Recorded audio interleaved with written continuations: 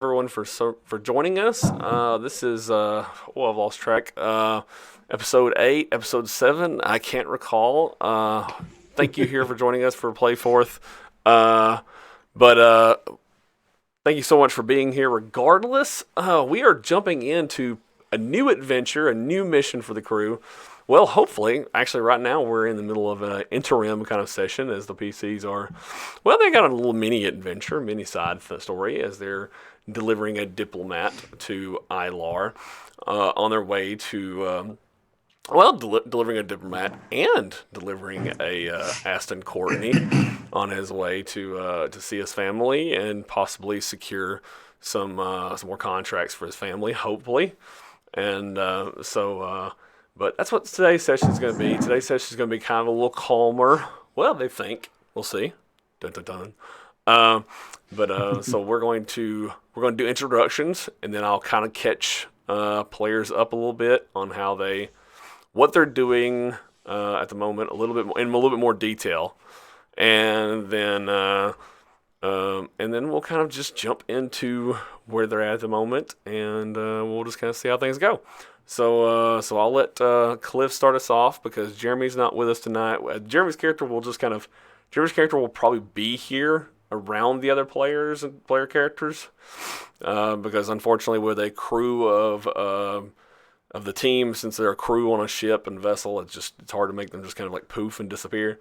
But his character will just kind of like fade in the background, right? So, and there'll be other times too where we'll just like come up with things for him to do that's not with the team. So, but that's just normally how I tend to like to do things when players are out. So that's what we'll do with Levi, and of course. Because it was something that was not, of course, something beyond his control, and it wasn't just a priority shift on his part. He will stay advanced with the players. So, but anyways, so Cliff, why don't you go ahead and tell us who you're playing, and just tell us all too also a little bit about your channel. So. Okay, yeah, sure. My character's name is Aston Courtney. He is a spoiled man child who is used to being able to talk his way in and out of situations. He was stranded on Takis and found this ragtag bunch of charity workers, we'll call them, and has reluctantly kind of joined their ranks as a means to an end to get off of this planet. But he's also sort of starting to accept these people and sort of meld with them. So he's becoming one of the crew for the better and the worse of that. But his mouth has already got him in trouble and will continue to get him in trouble. Yeah, I don't see that ending anytime soon. Nice. No, I don't see it ending either. However, his mouth has helped them from time to time. So, especially Dr. Jack Breach the short time he was with us. So, Yeah, but no ROI on that one. Yeah. So, but anyways, so and sorry, I was sending Discord messages. You did tell them about your channel though, didn't you? I did not. I run the channel Quests and Cliffhangers, which is the most interactive Dungeons and Dragons stream. Period. That is my tagline, and I will stand by that claim. So we run a game every Thursday at 8 p.m. Eastern that is fully interactive. So much so that the chat can literally change the course of the game. He's not lying on that. He's not lying on that, and I think he's planning on dragging that one to his grave because there's no one competing with him on that. More level. to it actually now. So, yeah, I can't keep up sometimes. But the people who watch regularly, it's very exciting, I'm sure. So, but power to him. It's awesome to watch the way it plays out. So, thank you, Matt. Tell us who you're playing, man. I am playing Arthur Haekel. He is a young scientist and inventor, and he has left his home station because of familial issues and the law and a few things. I'm not sure if many on the crew actually know much about that, but yeah. Yeah, it's just really just you and Levi probably actually at this stage. So yeah, so and Yeah, because Levi's from the same station, correct? yeah, and he's probably aware of why you joined Astra Unum in the first place, connected to that. So Right. yeah, so Shaun, tell us who your character is. So I am playing Spencer Witt. He is a stowaway on the group's starship. Originally, he's now joined the crew. He is basically a psyker or psionic. He has psionic abilities. And he's just beginning to explore those psionic abilities. Most notably, he used to work for a criminal organization called the Tonic Club because he can read minds. Uh, Going along with that, he's also on the run from the Tonic Club. So we'll see how that plays into his future. Yeah, we'll see how well Now, that works out for him long term. Is that the yeah, actual now term, he's going back psychers? to It's more of a like a slang term that like street level people use. Yeah, so yeah. yeah, most it depends on what class of society you're in. You know, like people who are classically trained and who get degrees and stuff, they tend to prefer like to add the ist to it. You know, like a scientist. So they like the term psionist. You know, but the term scion is not regularly used. So they tend to prefer the term psionist. But people who are street level and just pretty much get their learning from the streets and just do like experience, they tend to use the term psyker. So Good to know. all right, so all right, so but anyways, so we actually going to jump ahead to you guys already out in space. You're currently in transit to the jump cannon, Takis system jump cannon that is currently oriented to the ILAR system, and your characters are loaded up with enough fuel to at least get you to a space station en route towards ILAR. At some point, you'll need to stop somewhere at a space station in the ILAR system to refuel again before making it all the way to your destination, which is ILR 4. But that's your ultimate goal, end goal. I think we talked about it before. You can try to squeeze into ILR 4 on fumes, barring no setbacks or anything. If you want to do that, but I think you guys planned your route ahead of time, and you weren't going to risk it. But so we come to you guys. We just see you all about the ship and just kind of doing your individual things. And so I pulled up a map and I actually linked it in chat. I don't know if you guys can see it. And I'll link it again of the Griffin Explorer because everybody in the stream can actually see it. So what do you guys? So because it's like across days, right? Just days. So if we zoomed in on each of you individually, what do you do throughout the day just to kind of spend your time? So, is there an area on the ship where I could practice shooting, like in target range, anything similar to that, Hmm. safely? Hmm. Probably the closest thing would be like a VR simulation or something like that. You'd probably have to have something like that yourself because this ship doesn't have something like that. Okay. Maybe going down into a cargo hold, I guess, and putting down a plate of steel, and just if you had a laser weapon, it'd probably be a better way to do it. Praetor, thanks for showing up, man. Thanks for being here. Awesome to see you, buddy. Safely though, there's really no safe way to test a firearm on a spaceship. Okay. There's always a risk of something bad happening. So, Yeah. Given that I doubt Levi would let me just start shooting into a steel plate randomly. Yeah. I think that Aston would be spending a lot of time conversing with I think it was Adema Rosa was the diplomat's name. And trying to, as sly as he could, gather information from her to try to figure out more about like the annex that she was talking about, try to get more of their perspective of where they want like the Takis government headed to, basically any kind of information that I could gather. And when I'm not doing that, it would be split between that and probably trying to figure out how to use the computer that he has in his room. Still trying to fix being blocked out. So he's You not get willing to call Spencer to fix his computer. Nice. All right. Nice. Okay. All right.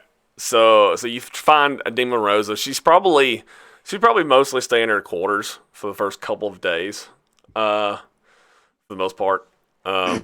She has one security guard with her. You guys have a security team. You guys have room for one extra security guard, I believe, don't you? Let's see. 1, 2, 3. Yeah, you have room for one extra security guard. So I'll say she has one security guard with her. Yeah. So she has one security guard with her, and so she stays mostly in her quarters. But at certain times of the day, like of course mealtime and stuff, she'll come out. So basically, at one of those times of the day, you kind of try to catch her. Yeah, for sure. Yeah. Or if Okay. she's not coming out, even when food's done, I would volunteer to bring the food there. Right. Okay. So maybe we have a scene like that. Maybe we have a scene where you kind of meet her at her pastor quarters, and of course her security officer isn't mean or anything. He's just doing his job to protect her, and Right. he doesn't intentionally intentionally try to intimidate you or anything like that. So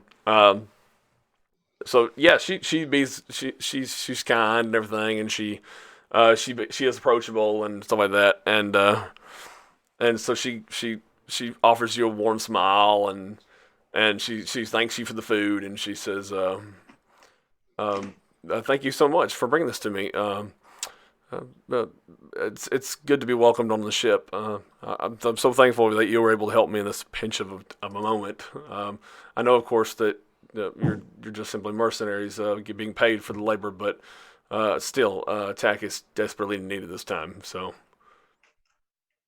Well, that's not a problem at all. And I would say mercenary is a bit extreme. Maybe some of my companions could be considered that. But myself, I would consider myself more closely related to a diplomat such as yourself. I'm here on behalf of my family's company, and I was sort of unfortunately stranded here on Takis. So ILR4 is actually my home planet. We're headed back towards an area that I am more familiar with. So it was the least that we could do to assist everybody there.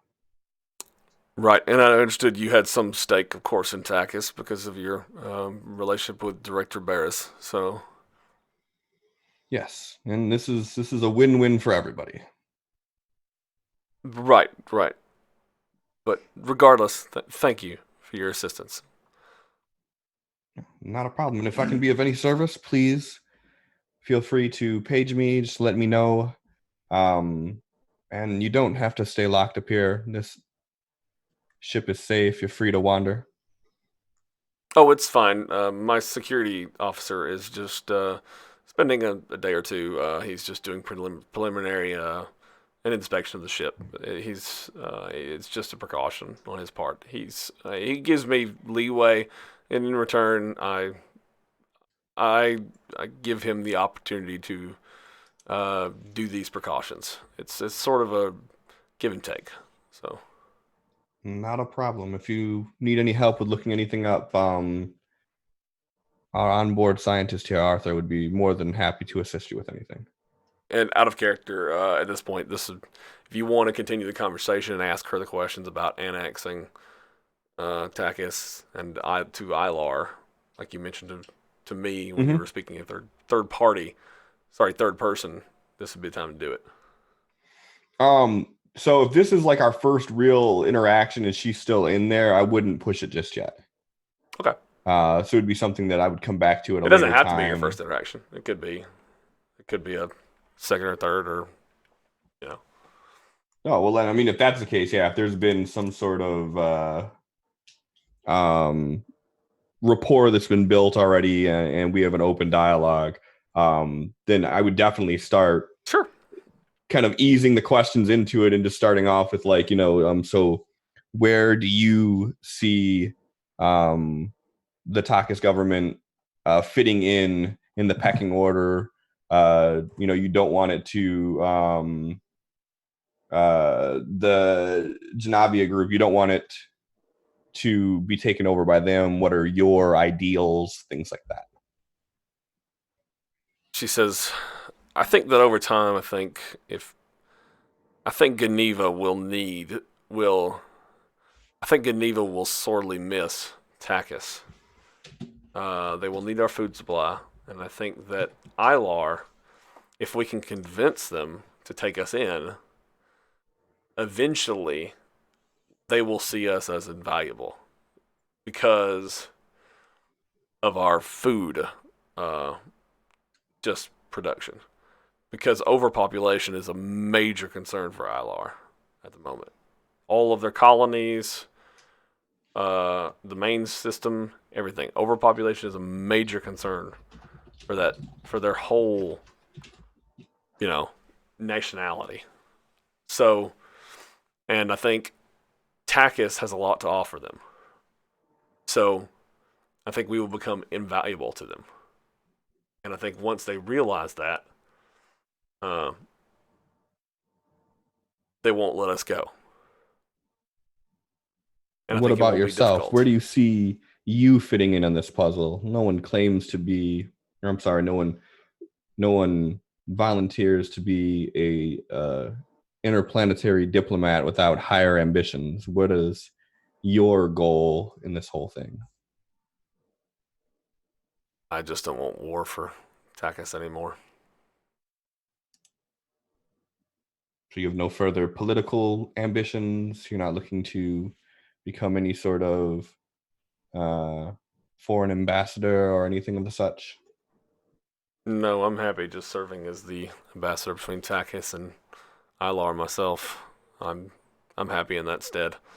My people have suffered under my father was killed in one of the New Dawn terrorist attacks over 15 years ago.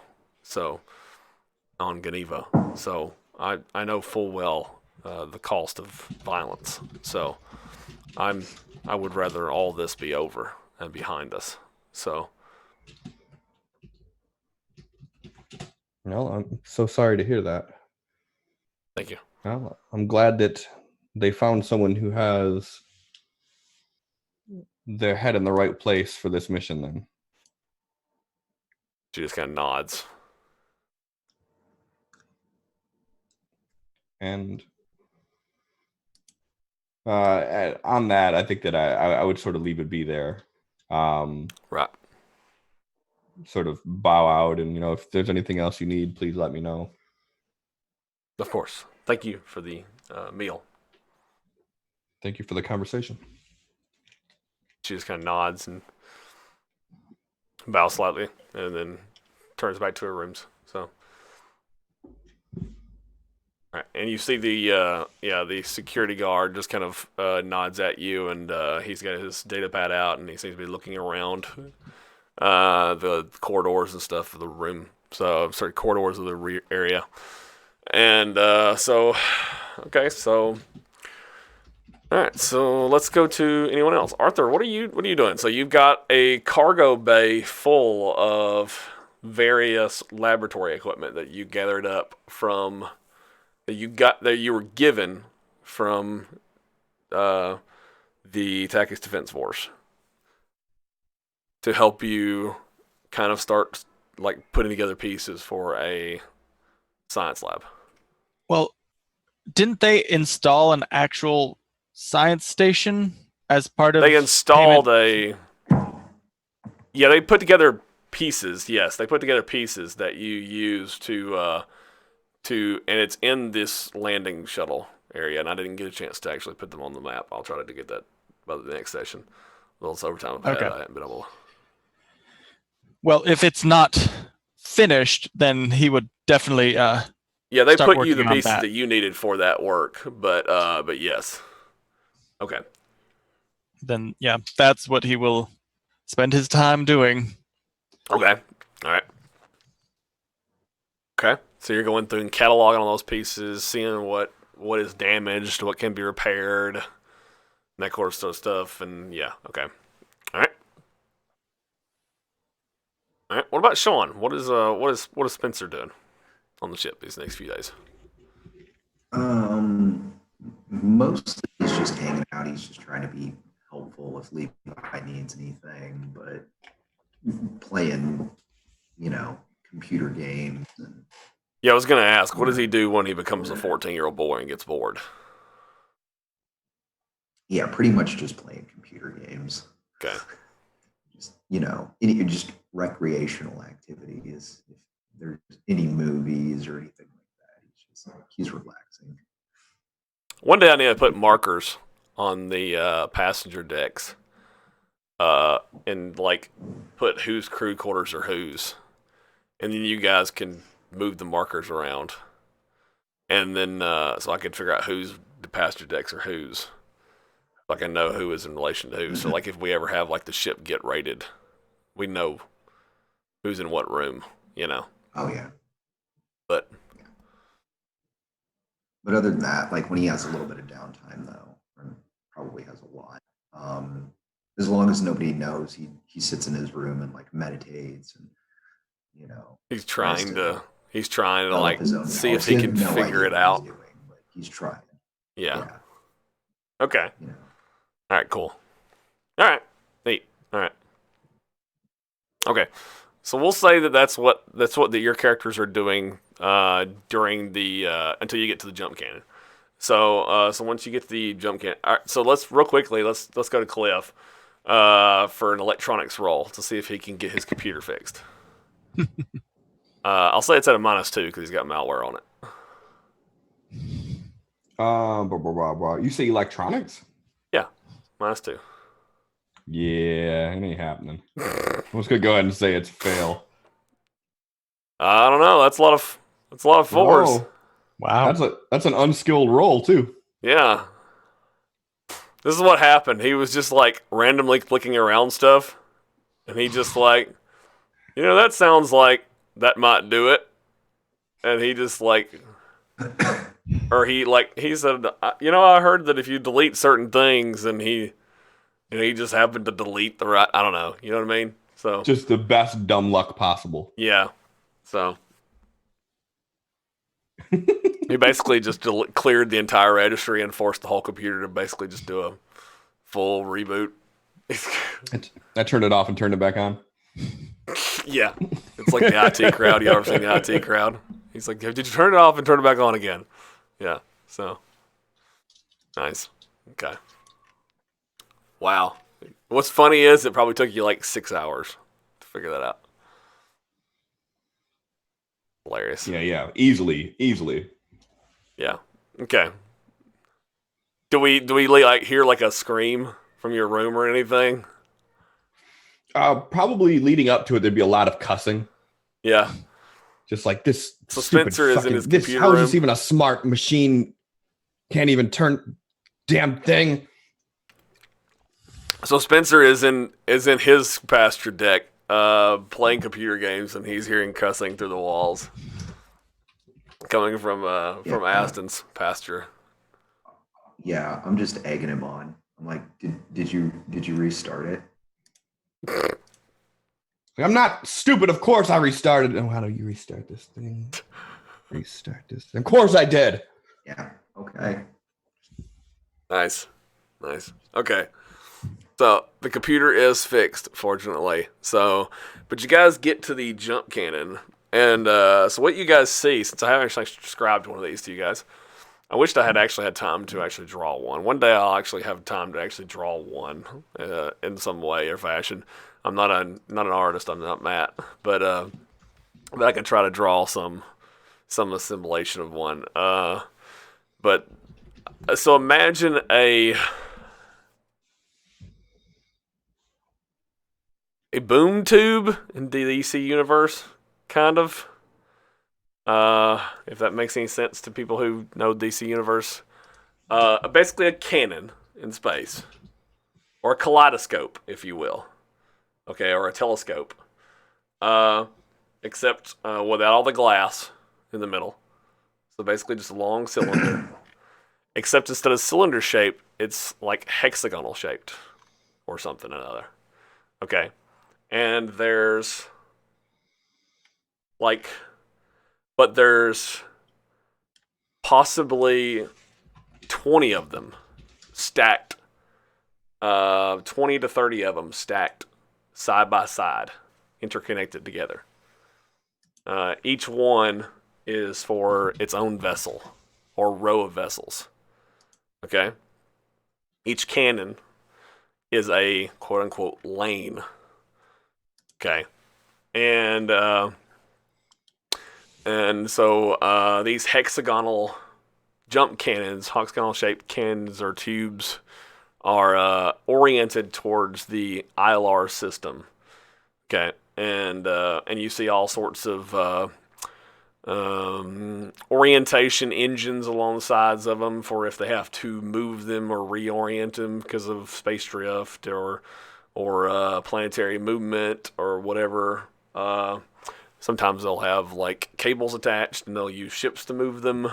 Beside it is a space station attached to it and numerous other like capital level ships for various corporations, things like that, because they just stay here. It just makes sense because of the difficulty of transmitting information in this system. But lined up around the jump cannon, it's not as packed as like something like Ilar's jump cannons would be, because just Takis is just not a very active system right now because of the wars. You just see a series of looks like probably like like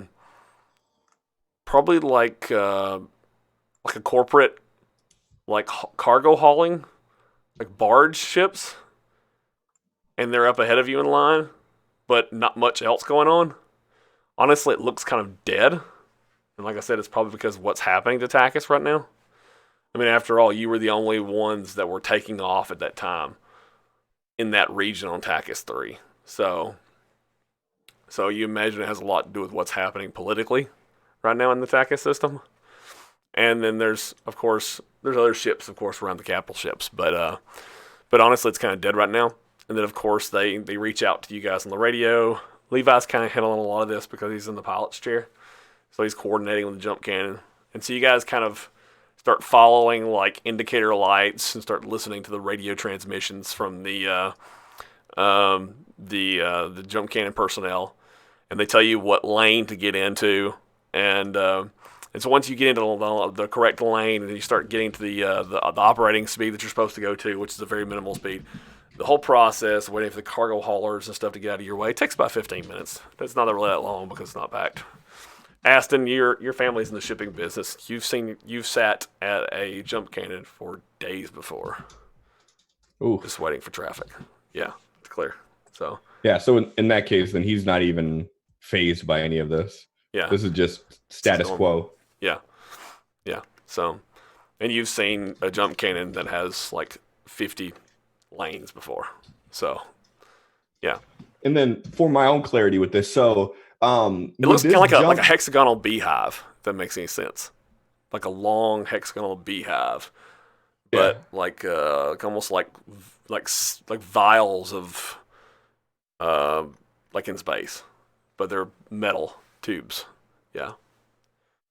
But anyways, So from my own knowledge with this, would this only be used by people leaving Takis, or would this be like just anybody in this area? Thanks for the follow, Darth Donuts. Appreciate that. This is Takis's jump cannon oriented towards the Alar system. Okay. They may reorient it towards another system at some point, but right now it's currently oriented towards Ilar. Okay. Yeah, because it takes so much time to reorient it towards other ones. They typically leave it oriented towards Ilar. Are people arriving through this jump cannon as well? No. Okay. Arrivals orient towards a different place. They're typically oriented about 200, 250 kilometers away from this one, but close enough that they can establish communication. That way that, like, if there's an issue like drift or what have you, and they need to communicate back and forth for whatever reason, they can. So, but yeah. Or if they need to transmit, like, oh shit, something bad happened, emergency situation at the other jump cannon, you need to not send anybody else through. So they can do that. Because they can't send someone through and accidentally collide. So, yeah. Yeah, it rips through time and space. And you could, if you rip through time and space and you basically hit someone on the other side, if you rip through an object on the other side, it's a severe catastrophe. So the people who are affected are dead and destroying whatever it affects. So, yeah. So, yeah. And I don't assume that it takes much of a movement to get a huge distance change, huh? If you shift one of those just a degree, it would be. Yeah. It could be light years of distance. Yeah. If you use That's like, amazing. Yeah, ride ascension and declination and all that kind of stuff, all factored in. Yeah, it does take much of orientation. Yeah. But because they're so big, it takes a lot of engine power to move them. So, yeah. But anyways, so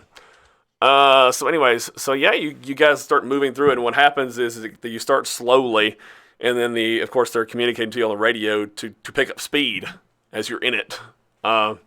And then you see the tube, the jump cannon start spinning as you're in it. As you're going through it, you notice that it's spinning in all different kinds of directions, almost like how you see spaceships do in movies. You know how the spaceship will be turning to create false gravity, kind of like how they do that, or like the Hadron Collider, kind of like how it turns.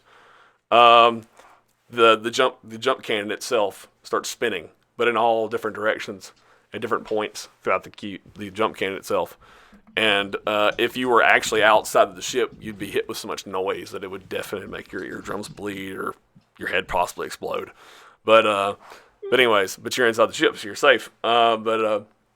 So at some point, just time and space just completely distorts, and your ship just feels like it's just get jerked out.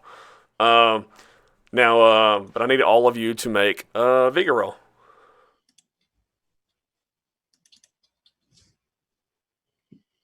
Fuck. Hmm.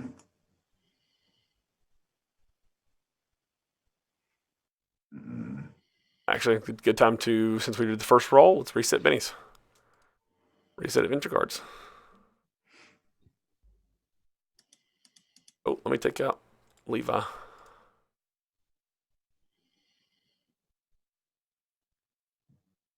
Okay. Now remember, you can't re-roll a critical failure, but if Spencer wanted to, but all that's going to affect you is that you'll just get a little jump sickness. That's all it is.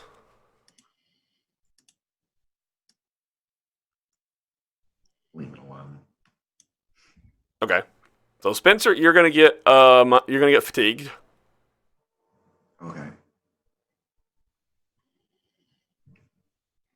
And Aston, you actually get exhausted.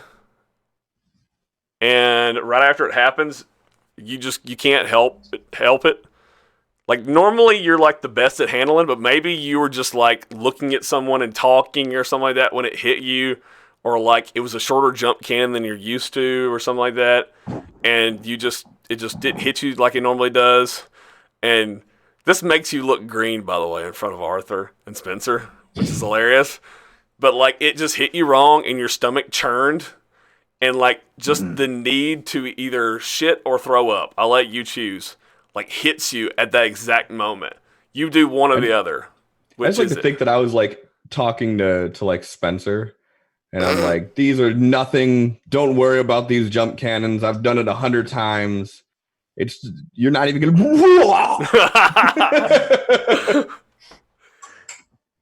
Okay, so when he throws up, I'm like, and then I shit. You shit your pants? Oh my god. Yeah. Oh my god. All right. Okay. I'm Nice. like, hold on, I gotta puke, and then just shit my pants. Nice. Oh my god. And Arthur's. Are you guys all on the flight deck / what do you call it? The telemetry center up there near the deck? Up there near the, oh god. That's hilarious. Somebody's got to clean all this up. Well, hopefully it didn't make it out of Shaun's britches, Spencer's britches. But the other part, that's funny. Yeah, the smells. The smells. That is hilarious. That is hilarious. Yeah, the new poop deck. Nice, Boffin. Nice. Nice. All right, sweet. Okay, so you guys are now in the ILR system. Congrats. So there is normally what a lot of people do is they'll just go ahead and jump to the system they want to get to, and then they'll just go ahead and just drive. They'll use the drive system and just go ahead and go over to the space station connected to the jump cannon, back to the other one because near them, if they need to refuel and stuff like that. But you guys, you only went 2 days, I think, in the TACA system, I think. No, it was actually, actually you went 6 days, I think, in the, let me check this stuff, hold on. I have to look at his character sheet, hold on. Sorry, I have to keep this up. No, I'm sorry. Yeah, it's going to be 6 days in the TACA system. So, you're only going to have 4 days worth of fuel left. So, if you want to see if you can find another system, another station, between here and ILR, in this system, ILR 4, Arthur can get on the, get in the telemetry center, actually. That computer there in the middle. Yep, the astrogation targeting table.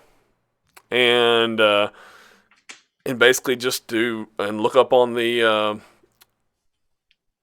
look up in the system and see if you can find in the catalog a station suitable, or you can just decide, you know what, we're going to play it safe, and go to the station here near the jump cannons, whichever one you want to do.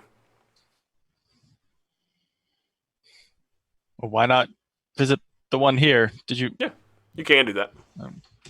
Why you not? want to see how many days it is to ILR? Sure. Yeah. First? Okay. So, all right. So, yeah, make a... okay. Common knowledge? I'm thinking the chip would do most of the calculations for you. Just electronics roll. Yeah, just operate the equipment. Look at that. Okay. So, yeah, so you're just basically clicking, like, I'm here in this location, and I want to go to TACUS 4, and it tells you how far away it is, and it calculates in, like, how much fuel your ship has. All right, so it's 2d6, and then your ship, TACUS 4 is 4 days away from its sun. Okay, so, yeah, okay, actually, perfect. So you do the calculation. You actually perfectly jumped in at a great time. So since it's actually in it's actually on the good side of its orientation of its orbit. around its sun, it's half. So instead of 4, it's 2. 6. You're 4 days away from ILR4. Okay. Because the way, if you're wondering how my system works, basically it basically takes into account if you roll low, it's because the planet happens to be closer to you in its rotation at that point. If you roll high, it happens to be farthest away from you in its rotation, and you happen to roll pretty kind of middling, so you just kind of happen to roll pretty good. So yeah, so worked out pretty good for you. So only 4 days from here to ILR4. So Excellent. Arthur will share that with the others. And then, should we refuel here? I mean, it kind of makes sense just in case. At this point, you have 4 days of fuel left. Yeah, so we have just enough fuel to get there. Better safe than sorry, in my opinion. What do you guys think? Although I guess it'd be up to Levi. Yeah, I personally don't see Levi risking that. But also, I mean, I think that Aston would be like, all it takes is one miscalculation and we could be weeks away from where we're supposed to be. Risking it on we have just enough to get there is probably a bad gamble. I mean, there may be other stations on the way, but yeah. But you could be at the one near the jump cannon here in like 20, 30 minutes. Yeah. What was that, Shaun? So we have another jump cannon to do? No, it's just the station that's connected to the jump cannon back to Takis. Okay. Yeah. Because I didn't pack pants. Okay. So, just saying. You're going to stink the whole ride. Jeez. Surely we have laundry machines. I would hope so. Those are getting flushed out the airlock. I'm not even going to try to save them. He's going to walk around his boxes for the next 4 days. Just don't do it during the jump. It's dead. Yeah. Your shitty drawers will be like a nuke. Yeah. Nobody needs to see that. Or smell it. Okay. So what's the plan?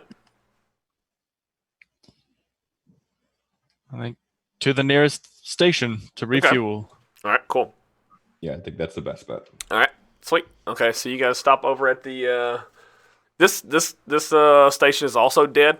In fact, because this one is actually completely dead, because they're abiding by Geneva's embargo, because they're currently in agreement with Geneva on how to treat the TACAS system, and that's why you're actually working with this diplomat, trying to actually get them to change their mind on it. So there's a whole lot of ships piled up, wondering what the fuck's going on, and have been sitting here for a long time. And there's a lot of ships that are leaving from time to time because they've given up. So, yeah, and this traffic jam has been like this for like a week. So, because this is relatively new news. So when you guys arrive, you see a clusterfuck in space. So, but you get to the space station and you get your docking orders, and you're kind of told to, and this is an old space station, meaning that it's one of those rotating stations. So it's before magnetic ray technology. So it's basically just a giant like space can, like tin can that spins, and you go through like a tiny hole, and then you're told to basically just land at dock 30. And then your ship is pulled in through like an elevator thing and pushed in through docking clamps. And there you go. So, if you've ever played something like Elite Dangerous, you probably kind of have an idea of what I'm describing. But anyways, so But yeah, that's actually old technology in this setting.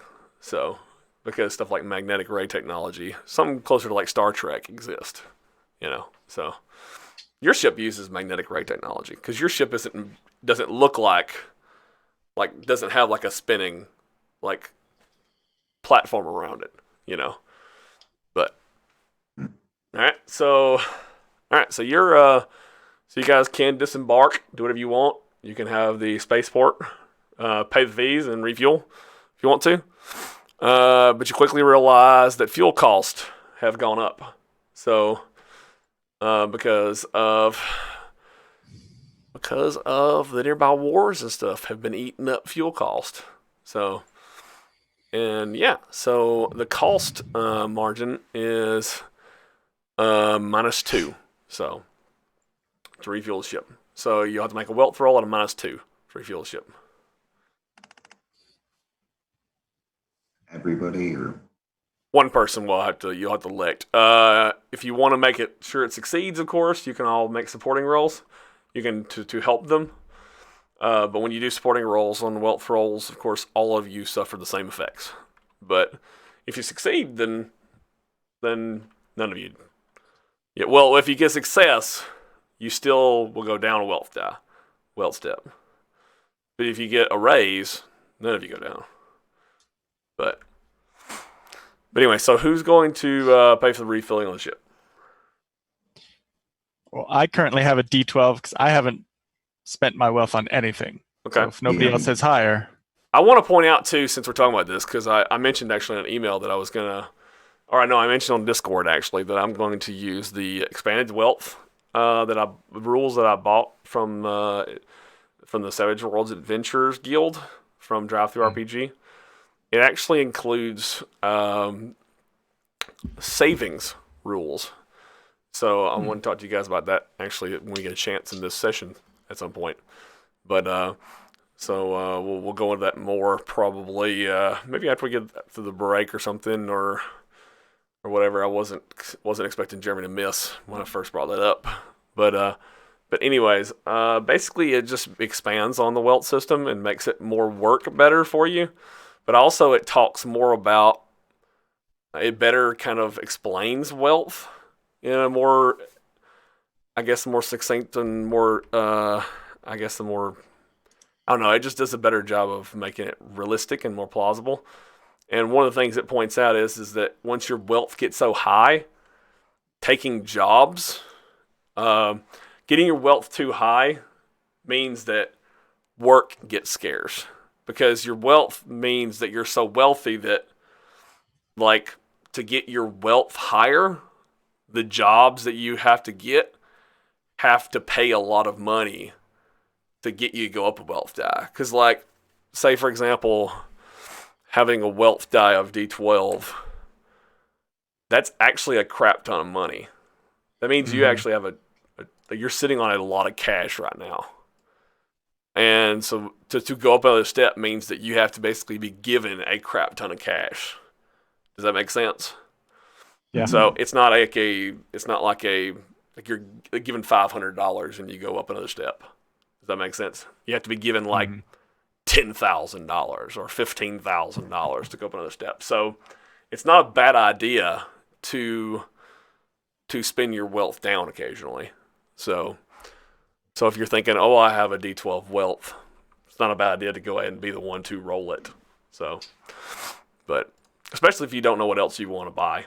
So, yeah. Well, and who knows, you may actually succeed and it may not go down. So, yeah. But anyways, I actually, I'll explain more of that later. So, all right. So what do y'all want to do? Who's paying for the fuel? Well, if he's paying, I wouldn't mind helping if you feel it's feasible. If there'd be some way to try to talk the price down, would be my contribution to it. It's a pretty corporate system. You probably can't talk it down. You can try, but it'll be, I'll say, probably a -2 difficulty. So you're basically okay. Yeah. You want me to just roll persuasion? Yeah. Ooh, I'm gonna Benny that and go one more. Oh, remove fatigue. Oh no, you're still fatigued actually because y'all went to the nearest space station. Yeah, Fatigue takes 2. you're Ooh. exhausted. Yeah, you're 2 steps fatigue. All right. Well then, I'm just gonna take that L then. All right. Okay.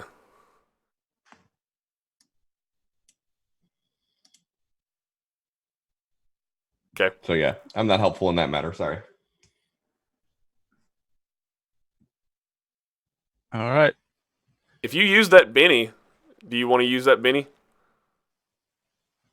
Did you Oh use yeah, a Benny? that's fine. Yeah, that's Well, fair. you succeeded with that second one. Oh, did I? Yeah, you got over a 4. Oh, okay, cool. Then yeah, then I All definitely right, do but want to I'll do say that. his I was wealth roll thinking. is a -1 then. So Okay. I mean, it's essentially you gave him a +1 basically to the roll. So, all right. All right. Rolling wealth. Look at that. All right. So your wealth did not go down at all, and you paid for all the fuel. So good deal on that. Jeez, all those 6s, man. I'm acing like crazy. All right. You got what is that? 3 raises? Yeah. Okay. Does this station sell any like computer parts, anything to help him finish the science station? This station they you go through the catalogs to see what kind of businesses are operating and stuff like that on their little computer system hub or whatever. And it looks like they have a lot of businesses over that, but you kind of start like going through like basically the equivalent of like their like trade exchange or whatever, and you're seeing that they're pretty much low stocked on a lot of things like that because of what's going on right now with the basically the ILR and the TAC is shut down. Yeah, so Okay. And just out of curiosity, you mentioned like you might be able to practice shooting with like VR technology. Yeah. Would they have anything like that? You could buy like a VR like system, kind of like what we have. Like of course in modern era, you can also buy like you could buy a VR system for like a ship, but it would need like a room, kind of like a what is that in Star Trek? You would need Holodeck. a space to do it, but you can always buy something like a kind of like a Ready Player One or something like that, or in like like an Oculus Rift style thing. Could I Sure. pony something like that into this role? You have to make another wealth roll. I mean, it would just be a wealth roll though. With 3 raises? Yeah, his wealth roll is not your wealth roll. Yeah, each purchase is separate. I see how it is. Well then no, I'm not even gonna attempt it with a -2. I'm good. That's not an expensive product. You just be a wealth roll. Let me look in to see what he wrote, but I think it's probably not gonna be very expensive. I think it'd probably just be a flat roll, no penalties. Okay, let's see. Arthur would be willing to support you because it is cool technology that he. You could roll might for him, be- yeah. If you wanted to buy it for him, yeah. I mean, if you want to be my sugar daddy, I won't say no. Well, how about much money you Arthur got, Aston? supports you in the role? Sure. You got D6 wealth, okay. What's a 10 Well, look give at me a that. +1? Yeah, that's actually a +2 to your roll, I think. +2? Yeah, it's +2. Damn. Just barely. You made it though. All right, so what's funny though is your wealth goes down by 1 step. So Yep. yeah, but you No got worries. you a badass like a VR headset rig and like controls it. and but what this is like a this isn't something like just from like an Oculus Rift, right? This is a this comes with like you know what? Even like a full body rig is like ancient technology, right? This is probably more like a subdermal like just thing that attaches to your neck or your head, probably. And it probably goes into your VR headset, right? And it probably connects straight to your neural stem if you want it to be that way, and it just picks up your body movement by connecting to your brainstem. So you don't even need a controller. Does that make sense? Yeah. Yeah. That seems like it'd be more effective with trying to if you're trying to keep your skills sharp, that Yeah. your movement would be that acutely picked up on. Yeah. Is there any item I can add, or just add a random Just VR? create an item. Yeah. You got it. Just create an item. Call it VR rig. How much weight you want it to be? It's just a VR headset, so whatever makes sense for that. I mean, it sits on your head, so it's got to be pretty light. Yep. I will actually look up how much one weighs. Yeah. Okay. So you get that, and Spencer, do you buy some clothes while you're at the space station? Yeah, I'm probably gonna need some new clothes. All right. So, yeah. Okie dokie. All right. Then he goes out and buys new clothes. Okay. Any decent food? What is your current wealth die? 12. Do you need me to roll it? No. What is your current wealth die? D12. Oh, jeez. Okay. Got this rich kid on the boy. I don't spend my money on things like fuel and stuff. Well, he's been with the group ever since the beginning. So, all right. Yeah, he is looking like a rich kid right now. You start pitching in, man. So Flaunt it. yeah. So yeah. 1 pound is perfectly fine. 1 pound sounds great. So, yeah, you can. Let's see. If I'm costed to have up to half. Yeah, yeah, you buy some new clothes and everything. You can buy a whole new wardrobe, Shaun, Spencer, so he's not looking like a hobo. You can buy a whole new set of clothes like that with no wealth cost penalty. Just make a wealth roll and you have a whole new wardrobe. So you just roll it. Yep. Nice. All right. Wow, fatigue plays into your wealth roll. That sucks. Yep. Yeah, I'm so tired. I accidentally overspent.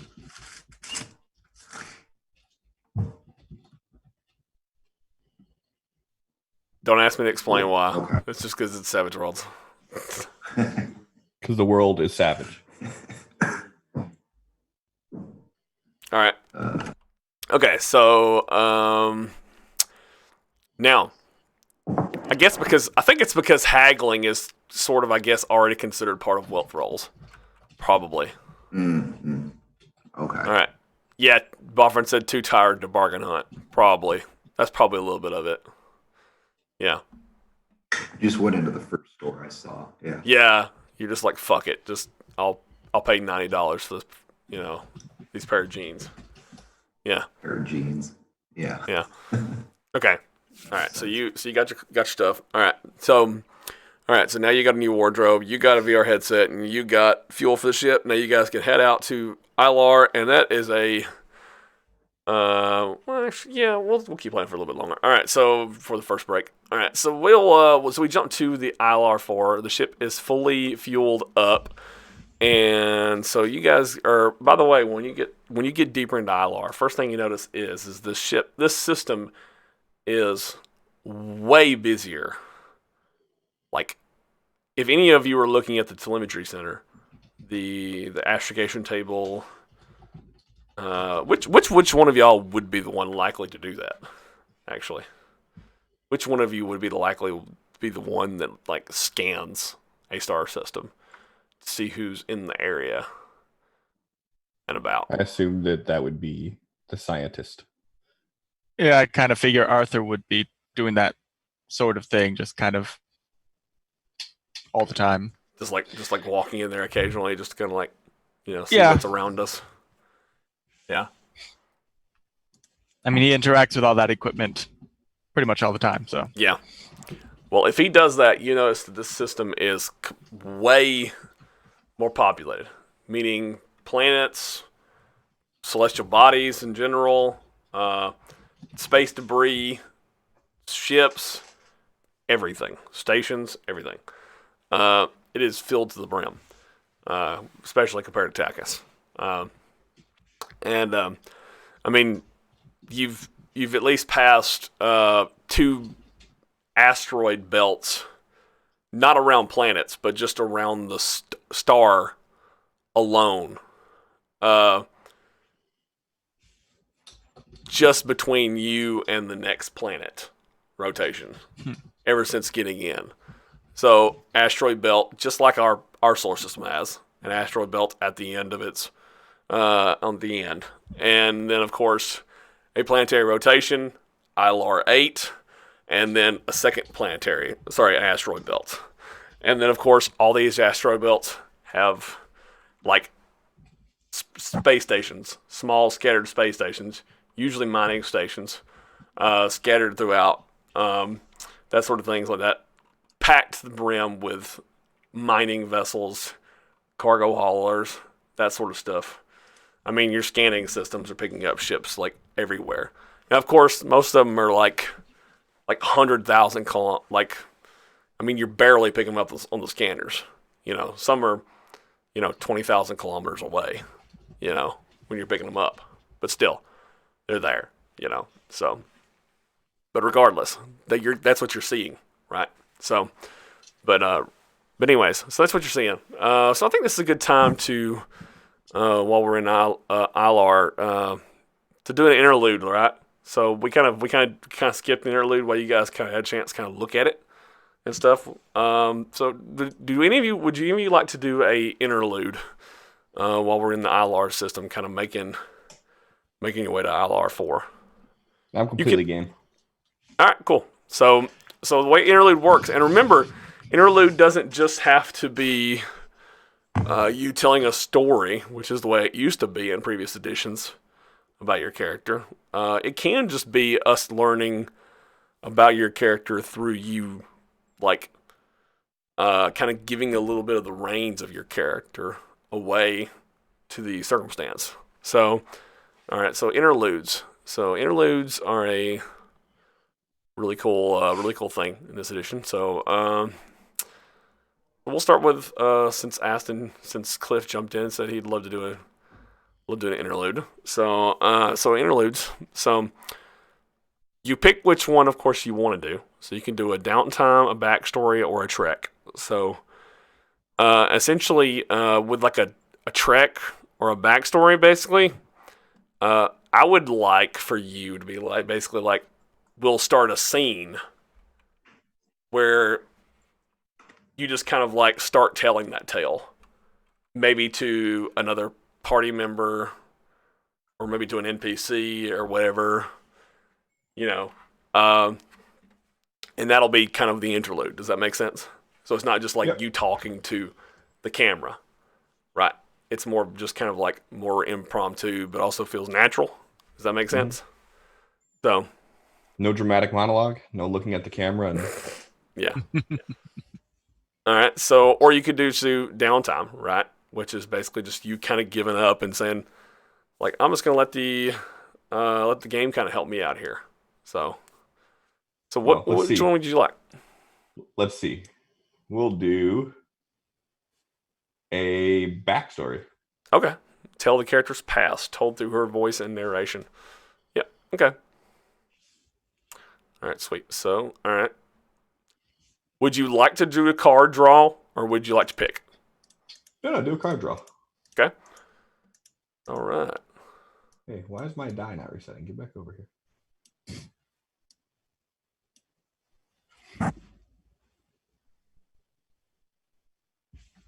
All right, you got a heart. Show up in the combat tracker. Yep, you got a heart. Heart. Backstory: tell the hero's greatest love. Lost, found, present, or waiting on her back home. So then to keep in mind that says greatest love. That doesn't necessarily have to be a person. So. And of course you have It doesn't have to be literally your greatest love, right? Or else, because if you ever did that card draw again, you know, uh, right? So Just pontificate on the same person over and over again. yeah, it doesn't have to be. So yeah.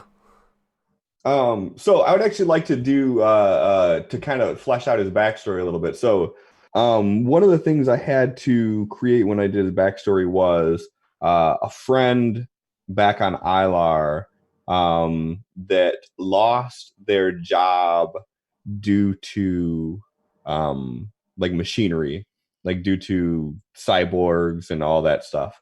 Which is kind of it is built one of his flaws of hating this stuff. But I also don't have a name for this character. So that was something I was hoping that you would be able to throw in the mix to Okay. to mess with me. Okay. All right. Okay. But with us heading back to the home planet, and me have been gone for a while now, probably weeks or months at this point. I've been gone. After having the fight with, the cyborg, like basically since then, it's kind of been weighing heavy on me, thinking about my friend that's back there and basically not knowing what's happening to them. So if anybody were to stumble upon me when I was sort of in just one of my, kind of spaced out moods sitting there, if they were asking what's going on, I think we have a good enough rapport that I would be able to open up to it and, just tell them, what's the friend's name? Is it a male or female? It doesn't say. Well, the card draw was lost love, so male or female. Okay, so it's a female then. Okay. All right. Okay. Yeah, and of course too. We said we were opening up the. We also said we were opening up the lost love. So if it's just a dear friend, then it could be. It's up to you, male or female. So. Yeah, I was thinking this would be more of just a friend. Okay. My initial thoughts on this is just someone that I grew up with, went to school with, so someone that's probably a close family friend. Okay. All right. So yeah. And it was an individual who basically just lost their career to basically machines taking all their jobs basically from humans, right? Yep. Okay. All right. Okay. I like you know what? We need some more. I feel like I like Anita. Let's go with Anita right now. Come to the last name later. All right, and if anybody helps him with the scene, if anyone wants to jump in and be that person who questions him, I'll also give you a Benny. So, because they're helping him build this interlude. So, all right. So is anybody stumbling upon me, or am I just gonna pontificate? Well, I mean, does this come up while we're eating dinner at some point, or I mean, I would like to think it'd be more like I would be kind of sitting in maybe the telemetry center or just in any of the common quarters, and Aston's always sort of headstrong and at least keeps that exterior image of everything's fine, prim and proper.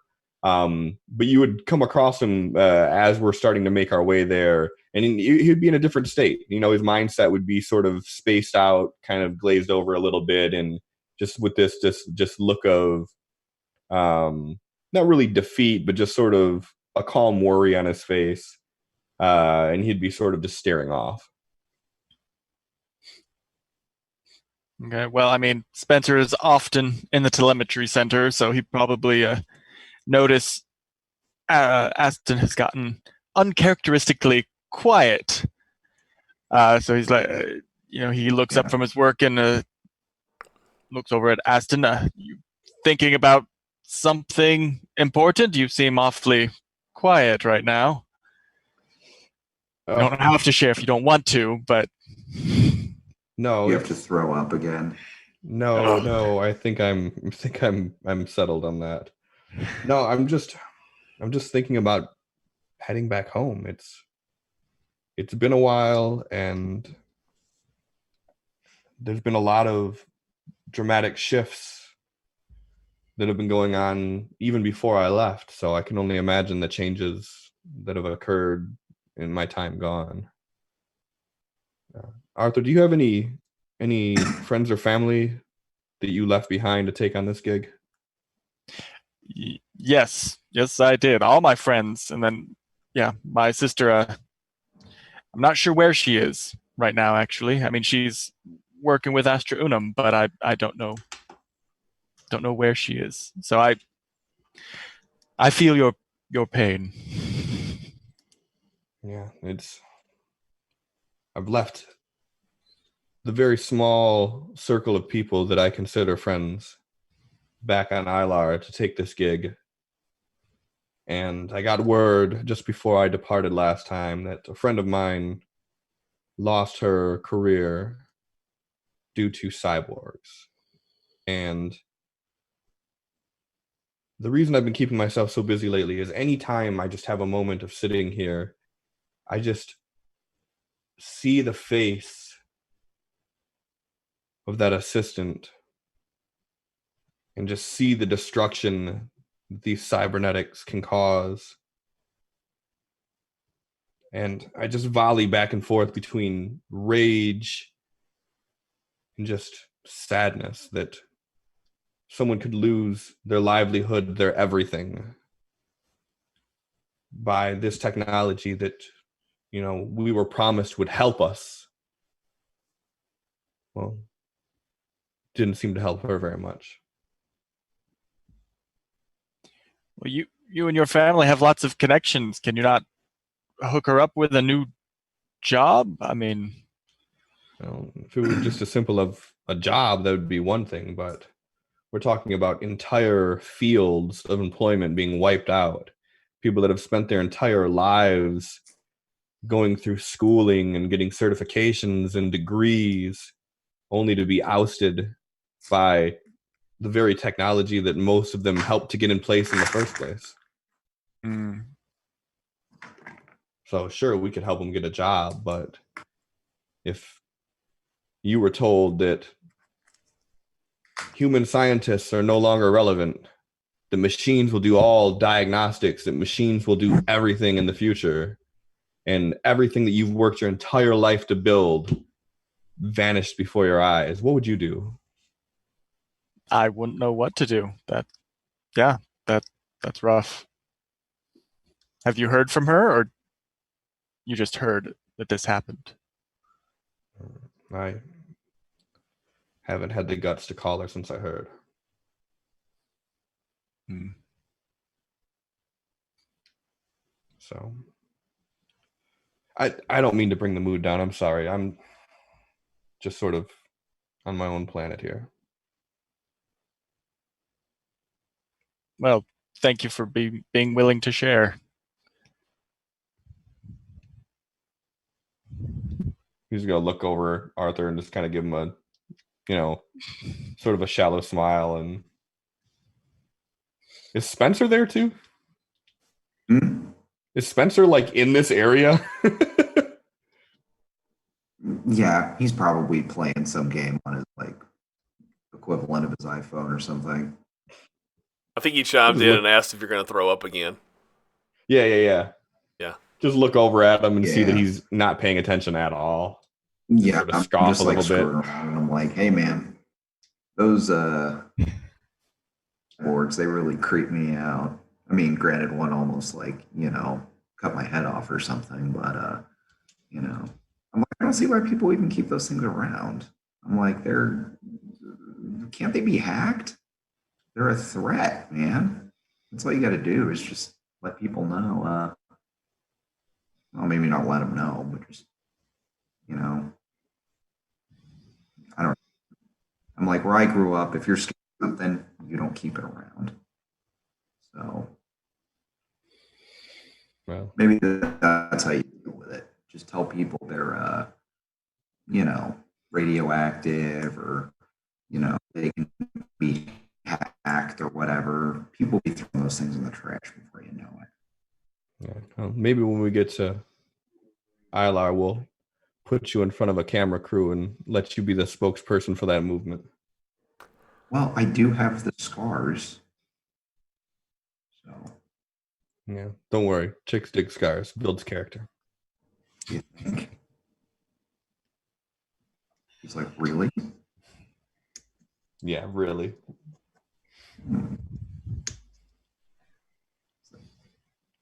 I'll hook you up with a brothel when we get there.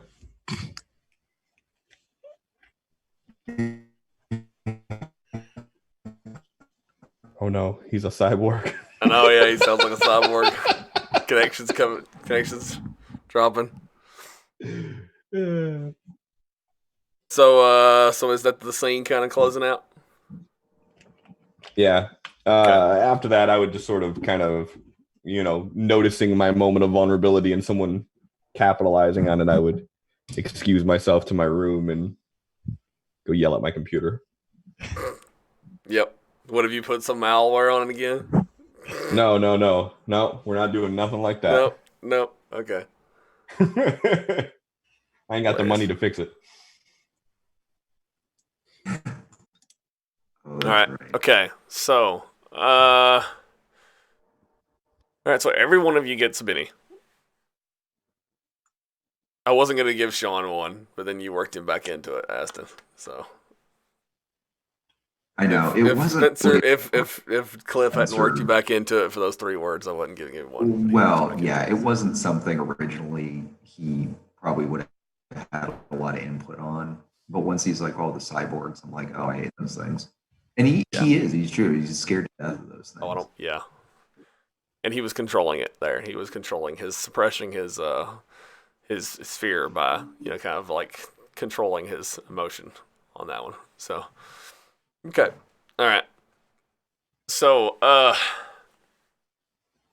right. So we will jump ahead actually to you guys actually, it's a great time to bring up that fear actually. So that day has passed, and the next night actually, Shaun, you're plagued. Spencer is plagued with terrible nightmares. You have a terrible dream, as if you're the only person left alive inside the ship. The dream drags on for what seems like hours. You're trapped inside the ship. You're the only person left alive. All of the rest of the crew have been murdered. Savannah Holmes is hunting you down. You fled for your life and hidden in every nook and cranny and throughout the whole ship. Everyone else has been slaughtered. And the dream finally ends when she's beaten you, like literally physically beaten you, and tossed you across, and you've crashed into the medical bay, smashing against the vials and the sink and all the supplies landing onto you. And she picks you up and puts her thermal pistol to your head, and you feel the heat forming as the gun charges as she starts to pull back the trigger. And at that moment, you wake up, and this is in the middle of the night. And you wake up just covered in sweat. You've just had a terrible nightmare about a dream about these cyborgs. You're starting to think that just this terrible trauma that you've had regarding what's happened to you in these last few, I guess, encounters with these new mates you have with this crew, starting to affect you, and you have difficulty time. Actually, make a spirit roll. Actually, Ugh. yeah, you're unable to go back to sleep the rest of the night. So, Okay. all right, you will be fatigued the rest of this day. Okay. All right, but So now these cyborgs, just so I know, they're indistinguishable from humans, right? Or are there any like signs that they're different? For the most part. For the most part. Yeah, they're pretty much they're not really called cyborgs, but it's people slang term call them cyborgs, right? So it's a slang term people call them. They're really synthetically like synthetic clones with like control chips. But I mean, if he's saying that like Anita actually had her job taken by a synthetic clone, like maybe Ilar had synthetic clones longer than most of the rest of society, and has been using them to replace humanity as far as like drone labor. Maybe perhaps because they can like maybe like control them, or they can like use things like maybe like genetic education or education through genetic memory or something like that, as opposed to actually having to educate them and wait for them to, you know what I mean, like grow up and actually have to pay for colleges and stuff like that. That may be why they chose to do it. And they may be actually completely, because, you know, Ilar was replacing humans for manual labor for the most part, factories. That may be the new extension to that project. Maybe they're going full hog now and replacing humans for like more than just like unskilled labor. Maybe they're like, well, we don't need humans at all now. Well, bigger corporations. Maybe they're like, fuck it, we don't need you at all now. Go to another planet then. Go to another nationality. We'll grow humans that are already educated. So, And there's no way just from like looking at them to determine. I mean, it's kind of like replicants in Shadowrun. Sorry, not Shadowrun, like in Blade Runner. Blade Runner. You have to be educated to tell the difference. Does that make sense? Okay. Yeah. You got to look at their bare I think, like, ass for the Spencer- barcode. Yeah. Yeah. So I think at this point, Spencer would be very much paranoid. You know, because it's like if you can't tell the difference, you know, you sort of everybody probably start from a position of being suspicious. Yeah. This technology existed about 200 years ago, but most societies have actually outlawed clones of this nature. These sense their own clones. But Alar is apparently changing that law now. So, or at least they've gotten so they're like, fuck it, we're just gonna start making workers this way. So, yeah. All right. So, yeah. So, and it's an interesting situation. Yeah. But it just shows how diverse this galaxy is. Yeah. All right. So, anyways, awesome interlude, guys. So we're going to take our short break. We will be right back, everyone. So please stick around with us.